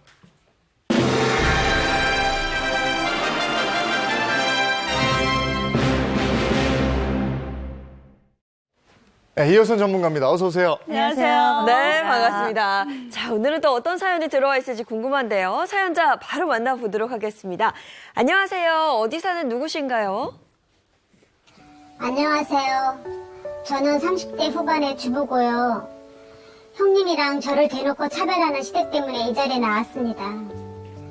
저는 평범한 집안에서 자랐어요. 작은 회사에 취업해서 격리 일을 하고 있고 취업도 늦어서 결혼 전까지 모은 돈이 2천만 원밖에 없었습니다. 그래서 결혼할 때 혼수만 겨우 했고 집은 남편이 시부모님 도움받아 경기도에 있는 아파트로 마련했습니다. 그런데 2년 뒤에 아주버님이 결혼 상대를 데려왔는데 대기업 직원이었어요. 시아버님이 그렇게 노래를 부르던 대기업 며느리를 데리고 온 거죠. 아이고. 형님은 얼굴도 예쁘고 집안에 돈도 좀 있는 소위 말해 엄친 딸이었습니다. 결혼할 때도 사업하는 부모님 덕분에 혼수랑 집값을 반반씩 내고 서울에 있는 아파트로 들어갔더라고요. 당연히 저희 시부모님은 입이 찢으셨죠. 친척들 모임에서도 우리 집에 대기업 며느리가 시집왔다며 자랑하는 건 기본이고 형님한테 우리 딸이라고 부르면서 주방에도 못 들어가게 하더라고요. 그 덕에 음식부터 설거지까지 온갖 일은 다 제 몫이었어요. 그뿐이 아니에요. 시댁 행사가 있으면 무조건 오라고 저한테만 연락을 하십니다. 일이 생겨 못 간다고 연락드리면 연차 내고서라도 와라. 뭘 그렇게 대단한 회사라고 주말에도 부르니 하십니다. 가장 못 견디겠는 건 돈 씀씀이도 잔소리를 하신다는 거예요. 형님한테는 뭐라고 안 하면서 저희가 작은 것 하나라도 사면 돈을 그렇게 예쁘게 써서 언제 저축하냐며 걔들은 많이 벌잖니 니들이랑 같아? 이러시는 거 있죠. 차별당하는 게 너무 서러워서 남편한테 하소연도 해봤지만 남편은 형수랑 우리는 상황이 다르지 않냐. 형수는 집을 해왔고 우리는 시댁에서 집값을 받았으니 우리가 시댁 일을 더 하는 게 도리다라는 겁니다. 저도 세상에 공짜는 없다는 거 알지만 남편까지 그렇게 말하니까 너무 서운하더라고요. 제가 결혼할 때 돈을 많이 못 들고 온 게 그렇게 차별당해야 할 일인가요? 시댁에서 지원받은 그 돈 때문에 앞으로 평생 시댁에 고개 숙여야 하는 건가요? 저에게 속 시원한 조언 좀 부탁드립니다. 엄친 딸이라고 불리울 만한 손이 동서가 들어왔어요. 네. 그러면서 사사건건 이제 비교를 당하는 거고 네. 본인도 내심 좀 위축돼 있고 이러십니다. 그렇죠. 지금 말투만 들어봐도 알 것 같은데 사실 뭐 동서랑 똑같은 시집살이를 당하면 괜찮을 텐데 사사건건 비교당하고 본인이 위축되니까 이게 좀 문제가 되는 것 같아요. 저 지금 뭐 우리가 사연 들으면 집 사줬잖아 이렇게 그쵸. 생각하시는 분들 많이 계시죠. 집 사준 거 고맙고요. 또 형님 잘난 거 뭐 좋죠. 나쁘지 않습니다. 중요한 건 나는 그 상황에서 결코 잘난 사람이 아니라는 거예요. 이게 사실 굉장히 아무것도 아닌 것 같지만 오랜 세월 살아가면서 지속적으로 경험해야 될 감정이기 때문에 이게 좀 만만하다고 생각하지 않고요. 이게 상황이 내가 볼 때 너무 치사하고 좀 불합리한 부분도 있는 것 같은데 또 도움을 받은 부분이 있으니까 뭐라고 또 말도 못하는 상황입니다. 답답하죠, 본인으로서. 네. 이게 연중에 그런 게 있어요. 남자 쪽에서는 이제 집을 해결하고 네. 여자 쪽에서는 혼수 뭐 이렇게 돼 있는데 어. 요즘도 그런가 모르겠네요. 네, 요즘은 또 상황마다 다른 것 같긴 한데 또 한편으로는 주변에 얘기 들어보니까 이런 경우 있잖아요. 정말 몸만 와라. 아니면 숟가락 하나만 들고 와라. 그래서 간다 해도 눈치 보인다고 하긴 하더라고요. 그게 숟가락만 가져오라 그래도 진짜 숟가락만 가져가면 난리 납니다. 큰일 나요. 근데 분명한 건 우리가 참 고마워요. 되게 고맙고 그 고마움이 잠깐 내게 어떤 도움을 준 게 아니라 또 큰 도움이었다. 그럴 경우에는 사실 우리가 친정에서 도움을 받아도 엄마한테 좀 미안한 게 있어요. 하물며 시댁에서 그 시가 쪽에서 도움을 받게 되면 이 마음의 부채, 그 심리적인 이 부채가 사실 굉장히 오랫동안 지속되는데 경우에 따라서 어떤 집들은 도움을 준 다음에 이걸 평생 울고 먹는 사람들이 있어요.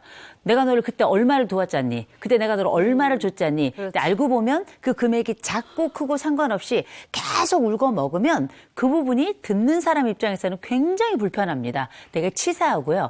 어떻게 언제까지 이걸 나한테 이렇게 써먹으면서 살 것인가 이런 생각이 드는데 제가 늘 드리는 말씀이 있습니다. 아는 사람 사이에는 돈 거래하지 않는 게 좋고요. 또 아는 사람이 특별히 가족을 포함해서 아는 사람이 돈을 이렇게 어떤 도움을 주잖아요. 고마운데도 장기적으로는 좀 떨습니다. 참 희한하더라고요. 이게 어쩌면 그 지인들 간에 발생하는 묘한 역동이 아닌가 싶어요. 그리고 좀 나보다 조금 조금 못한 동서가 들어왔으면 참 좋았을 텐데 시아버님이 좋아하는 대기업 며느리가 들어왔죠. 또 혼수 뭐 집값도 반반씩 냈죠. 그러니까 시가 입장에서는 너무 좋잖아요. 네. 시부모님 입이 귀에 걸릴 수밖에 없잖아요. 근데 어쨌든 이 댁은 시댁이 재력이 좀 있으시네요. 있죠? 그러니까 그쵸. 둘째도 집 해결해 줬지. 그쵸. 첫째도 집에 반을 반을, 도와주신 거 아니에요. 네네. 그러니까 여러 가지로 좀 위축되는 그런 상황인 것 같은데 예전에는 왜 방학도 있고 네. 또 이렇게 참해 보이고 하는 교사가 이 며느리 일이 아니었습니까? 요즘에는 좀 바뀌었습니까? 아니 요새도 교사는 여전히 인기 있습니다. 네. 아, 그래요? 여전한데요. 근데 중요한 건 과거 우리가 가지고 있는 좋은 며느리상 하면 네. 직업적으로야 뭐 점점 장기적으로 뭔가를 할 수 있는 직업군이면 다 괜찮았죠. 교사도 있었고요. 공무원도 있었고요. 우리가 뭐 다들 선망합니다. 의사, 변호사 아주 뭐 따봉이죠. 그런데 연예인은 없어요? 며느리감? 없네. 찾아봐야 될 것 같아요. 없네. 자, 그런데 우리가 생각하고 있는 이 며느리감들을 가만히 살펴보면 과거에는 어떤 특성이 있었냐면 기본적으로 참하고 또 예쁘고 맞아요. 귀염성 있고 그러면서도 세심하고 섬세하게 가족을 돌볼 수 있는 능력을 그렇죠. 가지고 있는 이런 사람들이 주요 흔히 말하는 현모양처형이다 그래서 인기가 있었다면 21세기 들어선 아주 가장 대표적인 트렌드로 바뀌는 것 중에 하나가 바로 뭐냐? 능력 있는 며느리예요. 그래서 직업도 가지고 있고 동시에 지성도 가지고 있고 동시에 가족들과 함께 살아가면서 든든한 경제적 지원을 할 수 있는 이런 능력치를 가지고 있는 사람들을 굉장히 선망을 하고 있는데 그 연유를 잘 따져보면 시부모님들 입장에서는 그리고 장인 장모 입장에서는 적어도 내 아들을 도울 수 있는 사람 그리고 시가 쪽에서도 좀 부담이 덜한 사람 도움이 되는 사람 또 당연히 그 반대쪽에서도 마찬가지로 그래서 사위가 기왕에 들어온다면 내 딸 고생시키지 않고 동시에 우리한테도 좀 도움이 되면 되지 않겠는가 거기엔 노후 준비까지 함께 포함이 되겠죠. 이런 어쩌면 굉장히 좀 실리적인 측면이 강조되고 있는 게 최근의 특징이라고 볼 수 있을 것 같습니다. 네. 자, 이렇게 고민을 보내주셨으니까 네. 솔루션을 좀 드려야죠, 저희가. 집 못해온 게 죄인가요? 손윗동서랑 나를 차별하는 시댁. 어떤 게 있을까요? 사자, 여우, 늑대 중에 선택하라? 아유, 무슨 얘기예요? 이게 웬 동물원과 이솝우화의 중간인가 이렇게 생각하실 수 있는데요. 먼저 좀 말씀을 드리면 만일 우리 한번 생각해 보세요. 우리가 모르는 사람이 우리한테 집값을 줬어. 혹은 집을 사줬어. 어떤 돈을 줬어. 세상에 이런 은인이 없을 거예요. 네. 이런 사람이 있다면 아마 그 집 앞에 하루에 3번씩 절을 할 겁니다. 그런데 참 놀라운 게 이게 가족 간에 돈 거래가 딱 발생을 하면 처음에 너무 고마워요. 정말 땡큐베리 마치가 되는데 지금 우리가 함께 봤던 이 가족의 이야기를 잠깐 들어보면 시어머니가 막 모질게 욕을 하는 건 아니에요. 그런데 기분이 안 좋아. 그리고 또 얘기를 쭉 들어보면 집값 얘기에 대해서 우리가 널 얼마나 해줬잖니 이런 얘기를 하는 건 아닌데 기분이 왠지 그 말을 하는 것 같은 느낌이 자꾸 들고요. 또 그 형님이 대기업 다닌다는 그 형님이 동서는 왜 그렇게 살아 이렇게 얘기하는 거 아닌데도 불구하고 나도 모르게 내 마음속에 자꾸 저울질을 하게 된단 그래, 말이에요. 맞아요. 이런 과정들이 우리한테는 함께 모여서 일단 첫 번째 시가라는 것 자체가 거리를 두게끔 하죠. 또 두 번째가 돈과 관련해서 수혜를 받게 되면 나도 모르는 마음에 짓눌림 있죠. 맞아요. 형님하고는 자꾸 비교가 되죠. 얘네들이 세 가지가 딱 모이게 되면 무슨 일이 생기는가. 자격지심이라는 게 생겨납니다. 상황이 어쨌든지 간에 이 마음을 우리가 감출 수가 없는데 아마 이런 비슷한 사례 가지고 여러분 인터넷 한번 검색해 보시면 거기에 싹 다 댓글이 뭐라고 달리냐면 이혼하세요. 그렇게 못 삽니다. 이렇게 얘기들 많이 나오는데 늘 제가 말씀드리는 게 있어요. 마지막에 선택해야 될 걸 가장 먼저 선택할 필요는 없습니다.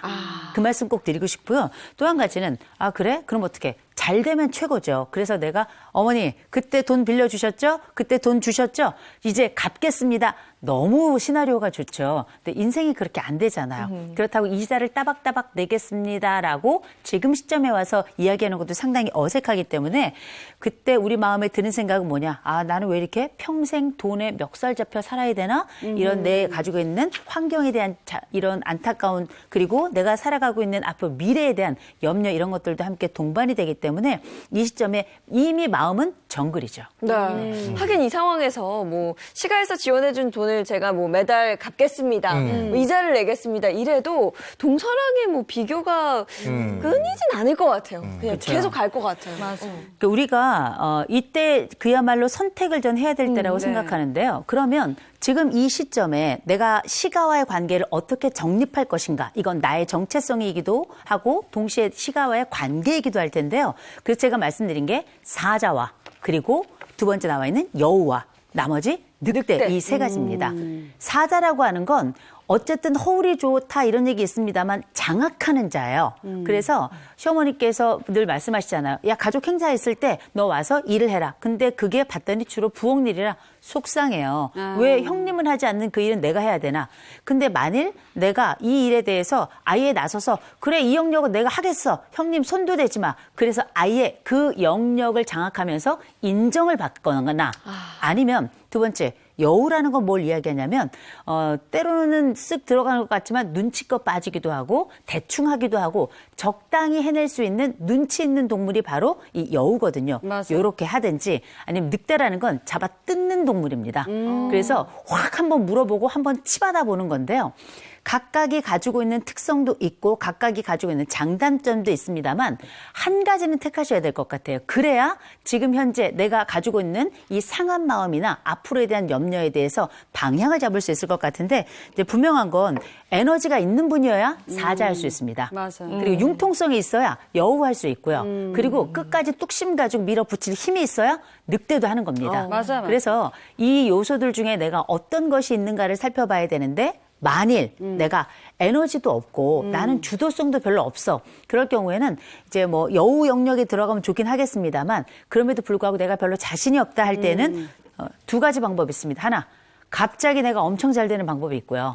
또 한 가지는 그래도 거리를 조금 두면서 이사를 할 수 있다면 약간 거리를 둔 곳으로 이사할 수 있는 기회를 모색해 보시는 것도 나쁘지 않을 것 같습니다. 맞아요. 그런 것 같아요. 그러니까 돈 많은 동서는 아유 우리 딸 하면서 주방에도 못 오게 하고 돈 없는 나는 계속 설거지하게 하고 집안일 하라고 그러면 그 꼴을 매일같이 어떻게 봐요. 차라리 그냥 조금 떨어진 곳으로 이사를 가는 것도 괜찮을 것 같네요. 방법이 될 것 같아요. 네. 근데 그래서 기왕에 내가 시집살이를 피할 수 없고 그런 집안일의 대소사를 내가 다 한다면 기왕이면 밀림의 왕자 여기서 사자가 돼서 내가 그걸 장악하는 거예요. 그러려면 이제 시부모님하고의 관계도 더 돈독해져야 되는 거 아니겠어요? 그렇죠. 이게 그러려면 첫째 포부가 커야 됩니다. 그리고 배포가 있어야 돼요. 그래서 이 상황에 대해서 머릿속에 그림을 그려서 무엇을 해야 내가 이 상황을 장악할 것인가를 생각하고 청사진을 그려야 되거든요. 그러기 위해서 뭘 해야 되겠나? 일단 소심할 게 아니라 아예 적극적으로 나서서 이게 내 영역입니다라고 천명을 하는 것도 괜찮아요. 그리고 나서 이 천명을 한다는 건 뭘 의미하는가? 사자가 밀림의 왕이라고 이야기합니다만 피곤합니다. 사자 피곤해요. 왜냐? 책임을 져야 되니까. 그리고 그 모든 일에 대해서 내가 천명을 할 때는 내가 그만큼 하겠습니다라고 선언을 한 거라서 그 일을 해낸다는 것 자체가 지금부터 맞벌이도 하고 있잖아요. 쉽지 않습니다.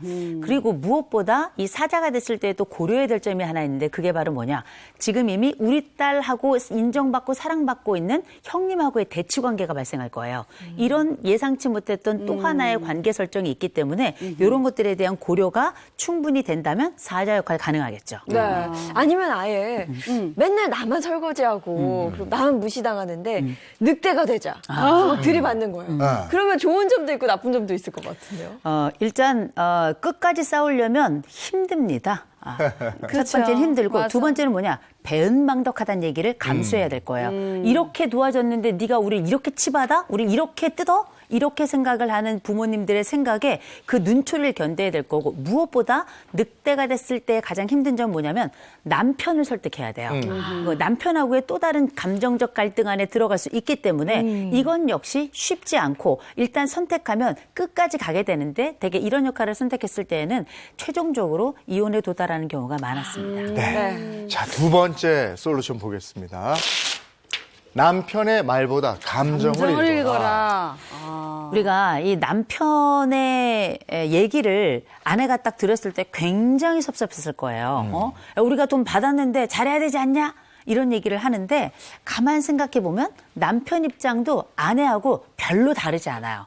일단은 우리가 보통 부모가 아들에게 어떤 것을 해준다. 그게 이상할 게 아니라 오히려 감사해야 될 부분인데 자식이라는 게 조금 더 성숙한 자식이 내보면 아시겠지만 부모가 이런 도움을 주잖아요. 그럼 무슨 일이 생겨나는가? 마음의 빚이 생기는데 아들이 가지고 있는 마음의 빚은 이상하게 복리로 붙더라고요. 그렇죠.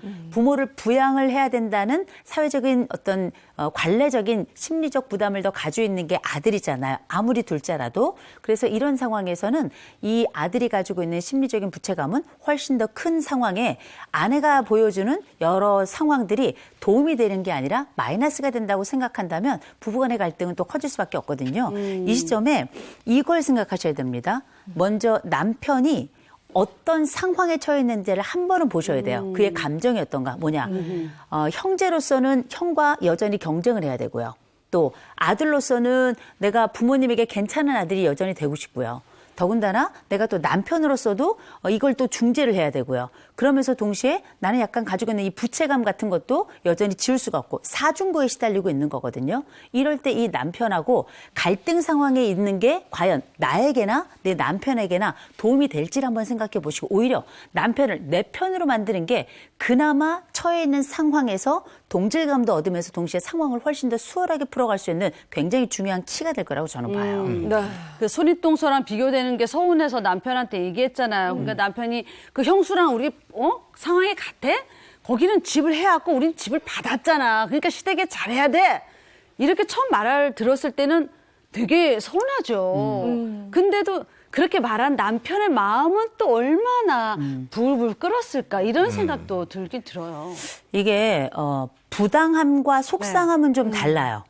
지금 이 남편이 하는 이야기가 부당한 이야기인가? 전 그렇게 들리지는 않습니다. 그러니까 상식적으로는 이해가 되는 말인데 중요한 건 나도 알아. 그렇죠, 그런데 알아. 그 상황에 굳이 그렇게 얘기해야 되겠어? 이게 지금 아내의 심정이거든요. 근데 지금 이 상황을 보시면서 많은 분들이 느끼셨을 겁니다. 지금 둘이 잘 뭉쳐서 서로 이해해서 앞으로 나갈 국리해야지. 니네들끼리도 서로 싸우니 바깥으로 시가와의 그 감정 싸움이 외세와의 전쟁이었다면 내부에서 내전까지 일어난다면 그거 되겠어? 이런 생각하시는 분들 많이 계실 텐데 분명한 건 지금은 오히려 남편의 감정을 읽어가면서 남편을 내 편으로 만드는 것, 이 과정이 지금 필요한 남편이 원하는 위로도 해당이 되고 아내가 원하는 위로에도 해당이 되기 때문에 서로를 그래도 보존할 수 있는 몇 안 되는 방법이거든요. 그래서 지금은 좀 돌봐주셔야 돼요. 그리고 이 돌보는 방법은 남편을 돌보는 게 아니라 그 과정을 통해서 나를 돌보기 위한 하나의 과정이라고 보시면 좋을 것 같습니다. 근데 생각해보면 남편도 시가 눈치를 좀 볼 것 같긴 해요. 형은 아무래도 부모님이 반만 대줘서 집을 사고 맞아. 본인은 100% 대줘서 집을 샀으니까 조금 눈치 보고 그런 건 있을 것 같아요. 근데 집값은 비슷할 거예요. 왜냐하면 여기는 서울에 샀고 저기는 경기도에 샀고. 아, 그런가요? 그런가요?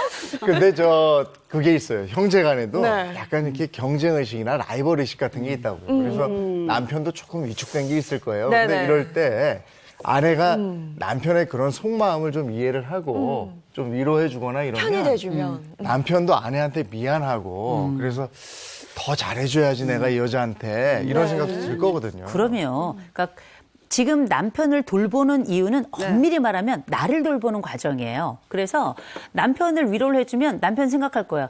이 여자가 분명히 이런 대접을 받고 있는 건 나도 눈으로 보는데 지금 이 시점에 이 사람이 나를 생각해 준다는 건 뭐냐면 나도 이제 이 사람의 돌보는 사람이 돼야 되겠구나라는 생각을 더 강하게 만드는 거거든요. 지금 부부는 다 마음이 힘들어요.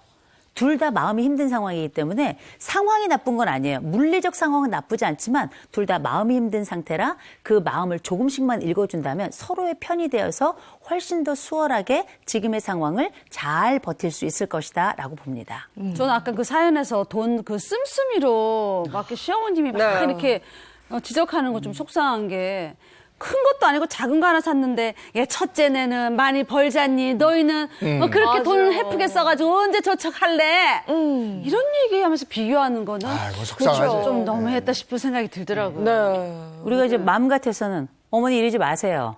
저한테 그러고 왜 싶죠. 이러세요? 이렇게 하고 그럴 수 싶잖아요. 있겠죠. 그런데 이분은 이 말 못 하시는 분이에요. 그래. 그러니까 속은 타는데 지금 이런 상황은 유지되고 있고 이런 상황이거든요. 이럴 때는 사실 우리가 대응을 하거나 혹은 저항을 하거나 혹은 상황을 바꾸고 싶은 방법은 여러 가지가 있어요. 하나, 정말 치받는 방법도 있고요. 네. 또 한 가지는 때로는 눈빛으로 말을 하거나 몸의 태도로 말을 하는 경우도 있는데요. 이를테면 어머니께서 이를테면 이 가족에게도 필요한 게 있고 아무리 없어도 우리가 사야 될 것들도 있잖아요. 네네. 그런 부분에까지 관여를 하신다면 어머니가 야 니네 이런 걸 아껴야지 왜 이렇게 이런 것까지 사니? 이렇게 말씀하시면 어머니를 잠깐 보고 고개를 옆으로 살짝 돌려주세요. 이 얘기 뭐냐? 속상합니다요. 속상합니다. 이런 게 몇 번 되면 처음에는 아유 얘가 저런 걸로도 삐지냐 하겠지만 그 말씀 자체는 줄어들 가능성이 굉장히 높습니다. 네. 자, 세 번째 솔루션 볼게요. 네. 역설적 의도를 활용하라. 이 역설적 의도라는 게 말이 굉장히 어려워 보이는데 아무것도 아니에요. 절로 가지 마. 그러니까 오른쪽으로 가지 마. 이렇게 하잖아요. 그럼 우리가 왼쪽으로 가라는 얘기처럼 들리지만 오른쪽에 더 집중하게 돼요. 가지 말라 그러면 예, 더 집중하게 그럼요. 돼요. 그래서 맞아, 맞아. 스키 선수들은 그래서 오른쪽으로 가지 마가 아니라 왼쪽으로 가 이렇게 주로 훈련을 한다 그래요. 이게 되게 중요한 건데 그러면 왼쪽에 집중하게 되거든요. 그래서 우리가 속상한 데 집중할 것이 아니라 나아갈 바를 좀 지켜보자는 거죠. 우리가 이 집의 상황을 보면 집 안에 들어가니까 열이 받죠. 집 안이 아니라 집 밖으로 나와 있다고 생각해 보세요. 딱 밖에서 보면 이 집은 어떻게 이미 경기도에 집이 있는 집이에요. 그럼. 그리고 시집 그 시가의 그 행사도 가긴 갑니다만 맞아요. 밖에서 볼 때 그 안쪽에서 무슨 일이 벌어질지 알 게 뭐예요? 네. 근데 지금 상황을 보시면 요새 금리 올라간다 그랬잖아요. 이 집은 걱정이 없어요. 금리가 올라가거나 말거나 간에. 다른 집이 볼 때는 별로 걱정이 없는 집이고 어머 자기는 좋겠다. 형님이 또 대기업도 다닌다며. 부모님 어려운 일이 있어서 뭐 이렇게 시가에 뭐 이렇게 돈 대들고 이런 거 없잖아. 아우 자기는 좋겠다. 이런 얘기 듣는 집입니다. 그러네. 네. 안에 들어가서 속상한 건 있지만 밖에 나가서는 조금도 문제가 되지 않아요. 이런 부분을 즐길 필요가 있다는 거죠. 네. 그 안쪽에 들어가서 우리가 같이 지내야 될 그 시간들이 그렇게 많지 않아요. 그래서 맞아요. 그걸 제외한 나머지에 좀 집중해 보세요. 일이 속상하지만 구는 괜찮거든요. 네. 이 구를 만끽할 수 있는 에너지는 좀 가졌으면 좋겠어요. 네. 누군가는 이걸 보면서 좀 배부른 고민이네 이럴 수 있을 것 같아요. 맞아. 뭐 이자나 금리 걱정 안 하죠. 그리고 요즘 집값이 얼마나 비싸요. 맞아. 근데 이미 내 집 마련 돼 있는 거잖아요. 좋은 면을 좀 보면 좋을 것 같아요. 그리고 제가 참 좋았던 것 중에 하나가 합가로 사는 게 아니라 지금 분가가 돼 있잖아요. 네. 이건 나이스예요. 아. 왜냐하면 행사 때만 가면 되거든요. 365일 와가지고 얼굴 맞대는 게 아니라 떨어져 있기 때문에 예를 들어서 뭐 부모님 생신 뭐 제사 좀 끼고 해가지고 예를 들어서 우리가 한 1년에 한 10일 간다 혹은 20일 간다 쳐보세요. 365일 중에 355일이나 345일은 괜찮은 겁니다. 그래서 그 시기를 어떻게 버티고 견딜 것인가 이 부분을 생각해야지 지금 이미 집도 있는 상태고요. 집도 나랑 내 남편의 명의로 돼 있을 거 아니에요. 그러면 큰 걱정 없이 나머지 더 많은 시간들을 평화롭게 살 수 있는 거거든요. 그래서 속상한 부분에 집중하기보다 오히려 내가 가지고 있는 것들에 집중하면서 내 가지고 있는 행복감의 방향을 돌려봤으면 하는 겁니다. 네. 하긴 요즘 집 구하려면 몇 억씩 들잖아요. 그러니까 뼈 파지게 일하는 것보다 그냥 1년에 전화 몇 통 하고 10번 내외로 찾아뵙는 거. 그리고 또 한쪽 귀로 듣기 싫은 건 한쪽 귀 듣고 한쪽 귀 흘려버려요. 이것도 좋은 방법일 것 같아요. 네. 손윗동서가 또 그 정상적인 사고를 하고 있는 분이라면 네. 손 아랫동서가 그렇게 집안일 다 해서 고생하는 거 보면 또 측은지심도 있을 거예요. 그렇죠. 그리고 나이 얘기가 없는 거 보니까 손윗동서가 본인보다 한두 살이라도 많은 더 거 같아요. 많은 거죠, 손윗동서. 네, 뭐 네. 언니 하면서 그냥 잘 지내면 어떨까요? 그게 안 되니까 그게 안 돼요. 그게 잘 안 되니까 문제예요. 네. 안 되나? 네. 근데 그렇게 되면 그게 여우예요. 아. 그게 이제 여우로서 아우 내가 약간 떨지만 아우 형님 그럼 이제 뭐 형님이 뭐 불편할 건 없잖아요. 근데 제가 이 사연에서 본 게 형님이 대기업을 다닌다 그랬지 동서에게 이래라 저래라 한다는 얘기가 글쎄, 없어요. 그런 게 아, 없어요. 그렇지, 맞아. 그 얘기는 뭐냐면 형님은 그냥 무념무상이에요. 다만 동서를 조금 더 그 마음까지 살뜰히 살피는 형님은 아닌 것 같아요. 그 점이 좀 아쉽긴 합니다만 전반적으로 형님이 뭐 아군이다 적군이다 할 것도 없어요. 그리고 형님한테 뭐 나쁘게 대할 것도 없고 좋게 대할 것도 없습니다. 형님은 그냥 형님대로 사는 건데 눈치가 좀 없을 뿐이에요. 그러나 형님 입장에서는 본인은 편한 거거든요. 그래서 제가 볼 때는 이미 적군은 아니라는 거. 그리고 잘 지나면 좋지만 지금도 나쁘지는 않아요. 그러니까 제가 볼 땐 형님은 내 마음의 문제를 해결하는 것, 형님을 생각할 때 내게 생겨난 이 자격지심, 이것이 내게 주는 이 마음의 지옥, 맞아. 이 부분을 어떻게 탈피하신가의 문제인데 제가 볼 때는 이것도 형님하고도 오히려 더 교제는 거의 없을 거라고 봅니다. 이 부분도 방향을 좀 돌려보시면 어떨까 싶어요. 네. 아, 이렇게 또 까다로운 주제로 한번 얘기를 해봤는데 확실히 생각들의 차이는 있는 것 같아요. 딱 요것만큼은 실천하시면 어떨까요? 하는 한 가지만 있어요. 한 가지요. 요거 딱. 이게 제가 볼 때는 형님한테 한 가지는 얘기할 수 있을 것 같아요. 그게 바로 뭐냐? 형님, 나 사실 이런 부분이 조금 힘든데 어떻게 하면 좋을까요? 라고 한 번쯤 얘기해 본다면 형님 스스로가 판단하게 하는 겁니다. 이런 방식은 도움이 될 것 같아요. 네. 알겠습니다. 이호선의 용한 상담소였습니다. 고맙습니다. 고맙습니다. 오늘도 제법 춥던데 네. 이 추위가 이제는 마지막 추위지 않을까 싶기도 네, 해요. 마지막 추위인데 너무 추워서요. 오늘도 날이 굉장히 춥다고 합니다. 옷차림 따뜻하게 하시고 감기 걸리지 않도록 네. 조심하셔야겠습니다. 좋은 하루 보내시고요. 저희는 내일 아침 7시 30분에 돌아오겠습니다. 행복한 아침, 행복한 하루 되십시오. 고맙습니다. 고맙습니다.